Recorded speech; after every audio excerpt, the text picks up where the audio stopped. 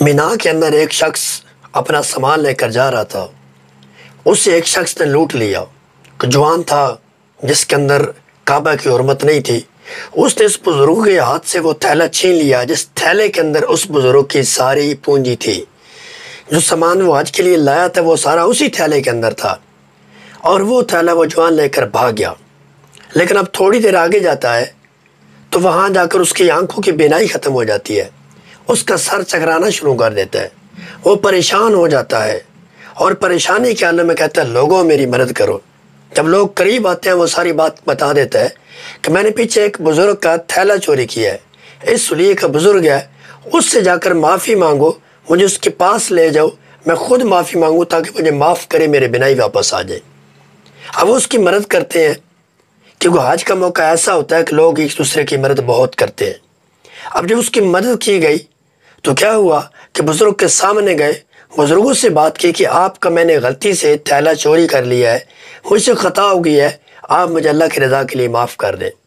بزرگ کہنے لگے کہ جب یہ تھیلا مجھ سے لے کر بھاگا تھا، بھاگتے ہی میں نے فوراً اسے معاف کر دیا تھا۔ سارے لوگ بڑے حیران ہو گئے، یہ کیسے ہو سکتا ہے کہ ایک شخص آپ سے ایک چیز چھین لیتا ہے اور فوراً آپ معاف کر دیتے ہیں؟ اس کے پیچھے کوئی ریزن تو ہوگی۔ تو فرمانے لگے میرے سامنے ایک بات آ گئی تھی، اس ایک بات کی وجہ سے میں نے فوراً اسے معاف کر دیا۔ پوچھا گیا کون سی بات؟ تو کہنے لگے کہ میں نے سنا ہے کہ حضور صلی اللہ تعالیٰ علیہ وآلہ وسلم قیامت والے دن اپنی امتیوں کی شفاعت کریں گے، اور حضور اس وقت تک جنت میں نہیں جائیں گے جب تک آخری امتی کی شفاعت کر کے جنت سے نکال نہ لیں گے۔ میرے ذہن میں یہ خیال آیا کہ اگر کل قیامت والے دن میں کسی وجہ سے لیٹ ہو گیا، کیونکہ میرا مقدمہ تو ہوگا کہ میرا مال اس نے چوری کیا، پھر مجھے مال دلایا جائے گا، اگر میں لیٹ ہو گیا، اس کا مقدمہ کرتے کرتے میں لیٹ ہو گیا، یہ شخص جہنم میں جلتا رہا، تو اتنی دیر حضور پاک وہاں کھڑے رہیں گے، حضور اتنی دیر میں جنت میں نہیں جا سکیں گے، کیونکہ حضور نے خود فرمایا اس وقت تک میں نہیں جاؤں گا جب تک میرا امتی آخری جہنم سے نکل کر جنت میں نہیں پہنچے گا۔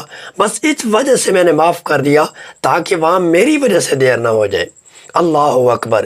حضور کے ساتھ عشق، عقیدت، محبت کہ دل میں یہ بات آئی کہ میری وجہ سے کہیں حضور کو تکلیف اتنی نہ ہو جائے کہ لیٹ نہ ہو جائے، تو فوراً معاف کر دیا۔ اور اسی طریقے سے یہ ایک واقعہ بتایا جاتا ہے کہ شاہی مسجد کے باہر ایک گداگر بیٹھا تھا اور وہ پیسے مانگ رہا تھا۔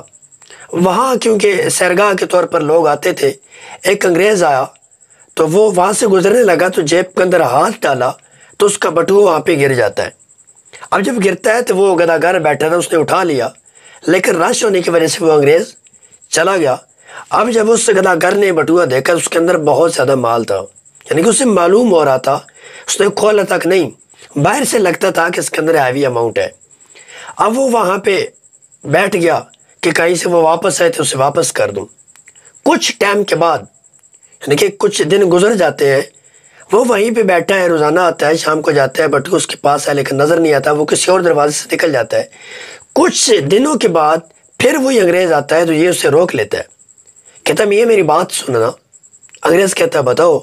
اس نے اپنی جیب سے پرس نکالا اور انگریز کے ہاتھ میں دیا۔ میں جب اگلی دفعہ آپ آئے تھے آپ نے مجھے پیسے دیے تھے، اور جب پیسے دینے کے بعد بٹوا جیب میں ڈالا تو آپ کا نیچے گر گیا تھا، یہ آپ کی امانت ہے۔ اب اس نے بٹیوں کو دیکھا ایک دفعہ تو حیرت سے پھر کیا کرنے لگا، اس گداگر کو دیکھنے لگا اور اسے اکیلے میں جا کر کہنے لگا تم نے دیکھا اس کے اندر کیا ہے؟ اس نے کہا یہ میرا دین مجھے اجازت نہیں دیتا، یہ امانت تھی۔ کہا بالکل بھی نہیں دیکھا، کہا میرا دین اجازت نہیں دیتا، آپ کی امانت تھی، کیسے خیانت کرتا؟ اس نے بتایا اس کے اندر میرے کریڈٹ کارڈ تھے، ہیوی اماؤنٹ پڑی تھی ڈالرز کے اندر، اگر تم یہ کھول کر استعمال کرتے تو زندگی عیش کے ساتھ گزار سکتے تھے۔ وہ کہنے لگا بات یہ نہیں ہے، اصل میں بات غیرت کی ہے، بات دولت کی نہیں ہے، بات پیسوں کی نہیں ہے۔ وہ انگریز کہنے لگا سمجھ نہیں آئی، ذرا میاں سمجھاؤ نا مجھے، کیسی حیرت کی بات، بھکاری ہو پورا دن بیٹھ کر مانگتے ہو، اتنی بڑی اماؤنٹ آئی اور چھوڑ دیتے ہو، کیا تو دولت نہیں ہے، اس بات غیرت کی ہے، کیسے غیرت کی بات ہے؟ تو وہ بھکاری کہنے لگا صاحب بات یہ ہے کہ کل قیامت والا دن ہوگا، میں امتی ہوں حضور پاک علیہ السلام کا اور تم امتی ہو حضرت عیسیٰ علیہ السلام کے۔ کل قیامت والے دن ساری چیزیں سامنے آ جائے گی، جب یہ نامہ اعمال کھلے گا تمہارا بٹوا وہ میرے نامہ مال سے برآمد ہو جائے گا تو پھر تم کیا کرو گے؟ ایسا نہ ہو کہ تم حضرت عیسیٰ کی بارگاہ میں جاؤ اور جا کر شکایت لگا دو کہ محمد کو امتی صلی اللہ تعالیٰ علیہ وآلہ وسلم میرا بٹوا چوری کر گیا۔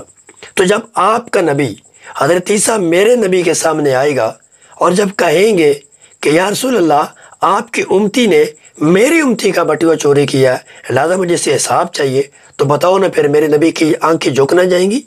میرے نبی کا سر نہیں جھک جائے گا؟ بس بات صاحب غیرت کی ہے۔ میں بے شک گداگر ہوں، بے شک بھکاری ہوں، بے شک فقیر ہوں، لیکن یہ تو برداشت نہیں کر سکتا میرے عمل کی وجہ سے حضور کا سر جھک جائے۔ آج ہم دیکھیں کہاں پہ کھڑے ہیں، پورا دن ایسے کام کرتے رہتے ہیں کہ میرے نبی شرمسار ہوتے رہتے ہیں۔ کل قیامت والے دن اللہ کی بارگاہ کے اندر حضور کیا فرمائیں گے؟ یہ میرے امتی تھے؟ جب ساری امت کے سامنے ہمارے اعمال جائیں گے طرح طرح کے گناہوں میں لپٹے ہوئے، اس وقت یہ تو اعلان ہوگا جو حضور کی امت ہے، لیکن جب اعمال سامنے آئیں گے تو دوسری امتیں کیا سوچیں گی؟ دوسرے نبی کیا سوچیں گے؟ کیا حضور کا دل ہی نہیں دکھتا جب برائی کرتے ہیں؟ اس اسلام کو کتنی مشکل سے نافذ کیا گیا، حضور کے صحابہ نے خون دیا تب یہ جا کر پودا بڑا ہوا، پھر باغات بنے اور یہ اسلام پھیلا، اور آج ہم اس کے ساتھ کیا کر رہے ہیں؟ کیا ہم سے سوال نہیں ہوگا؟ کیا وہاں دل نہیں دکھتا ہوگا؟ تو خدا را سوچیں، دین سے محبت کریں، اپنے نبی سے محبت کریں، اس کے بڑھ کر آپ کے پاس کوئی اور دولت نہیں ہوگی۔